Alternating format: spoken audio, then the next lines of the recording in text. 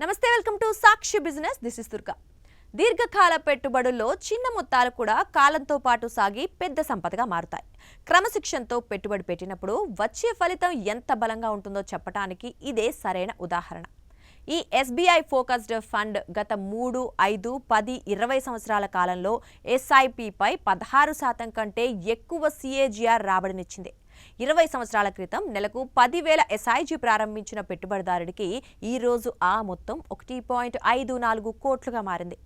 Market ఎన్నో మార్పులు చూసినా ఈ ఫండ్ స్థిరమైన పనితీరును చూపించింది. అందుకే ఎస్బీఐ మ్యూచువల్ ఫండ్స్లో ఇలాంటి స్థిరత్వాన్ని సాధించిన ఏకైక స్కీమ్గా ఇది నిలిచింది. కేవలం నెలకు 10,000 చొప్పున 20 సంవత్సరాలు పెట్టుబడి పెట్టడం వల్ల 1.54 కోట్ల కార్పస్ ఏర్పడింది. ఇది క్రమశిక్షణతో పెట్టుబడి పెట్టడం, మార్కెట్లో ఎక్కువ కాలం ఉండడం ఎంత ముఖ్యమో తెలియజేస్తోంది. గణాంకాలు చూస్తే 3 ఏళ్లలో ఎస్ఐపి రాబడి 18.56%, సిఏజీఆర్ 5 సంవత్సరాల్లో 16.04% సిఏజీఆర్, 10 సంవత్సరాల్లో 16.09% సిఏజీఆర్, ఇక 20 సంవత్సరాల్లో 16.20% సిఏజీఆర్గా ఉన్నాయి. అక్టోబర్ 11, 2004న లాంచ్ అయినప్పటి నుంచి ఎస్ఐపి రాబడి 16.23% సిఏజీఆర్గా కొనసాగుతోంది. దీర్ఘకాల ఎస్ఐపి పెట్టుబడి మార్కెట్ ఊగిసలాట ప్రభావాన్ని తగ్గిస్తూ సంపదను మెల్లగా పెంచుతుందని ఈ సంఖ్యలు స్పష్టంగా చూపిస్తున్నాయి. ఎస్ఐపితో పాటు లంసం పెట్టుబడులు కూడా మంచి రాబడినే ఇచ్చాయి. 3 సంవత్సరాల్లో లంసం రాబడి 19.36% సిఏజీఆర్, 5 సంవత్సరాల్లో 16.61% సిఏజీఆర్, 10 సంవత్సరాల్లో 15.28% సిఏజీఆర్, 20 సంవత్సరాల్లో 14.83% సిఏజీఆర్గా ఉన్నాయి. లాంచ్ నుంచి లంసం రాబడి 18.74% సిఏజీఆర్గా ఉంది.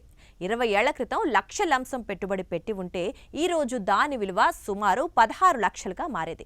SBI focused fund focused equity వ్యూహాన్ని అనుసరిస్తోంది. పోర్ట్ఫోలియోలో గరిష్టంగా 30 స్టాక్స్ మాత్రమే ఉంచుతోంది. ఎప్పుడూ కనీసం 65% ఈక్విటీలో పెట్టుబడి పెడుతుంది. అవకాశాలను బట్టి large cap, mid cap, small cap స్టాక్స్లో పెట్టుబడులు చేస్తోంది. కనీస లంసం పెట్టుబడి ₹1000గా ఉంది. కనీస ఎస్ఐపి మొత్తం 500గా నిర్ణయించారు. నమ్మకమున్న ఈక్విటీ స్టాక్స్పై కేంద్రీకృత పెట్టుబడులతో దీర్ఘకాలిక మూలధన వృద్ధిని సాధించడం ఈ ఫండ్ లక్ష్యం. ఈ ఫండ్ అక్టోబర్ 11, 2004న ప్రారంభమైంది.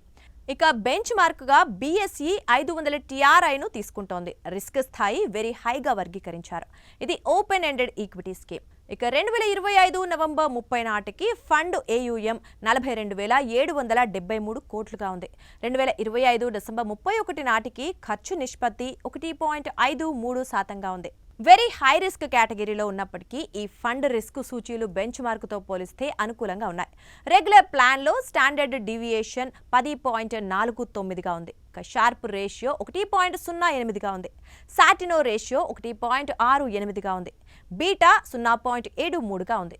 తక్కువ బీటా, తక్కువ వోలాటిలిటీ కారణంగా మార్కెట్ ఊగిసలాటను విస్తృత సూచీ కంటే మెరుగ్గా ఈ ఫండ్ ఎదుర్కొన్నట్లు తెలుస్తోంది.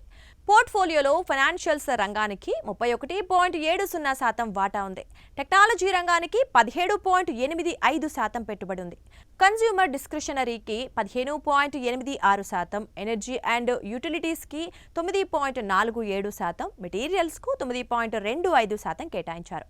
టాప్ స్టాక్ హోల్డింగ్స్లో Alphabet Inc class A Google 8.71%, HDFC bank 6.60%, Muthoot Finance 6.13%, State Bank of India 5.26%, Bajaj Finserv 4.90% వాటాతో ఉన్నాయి.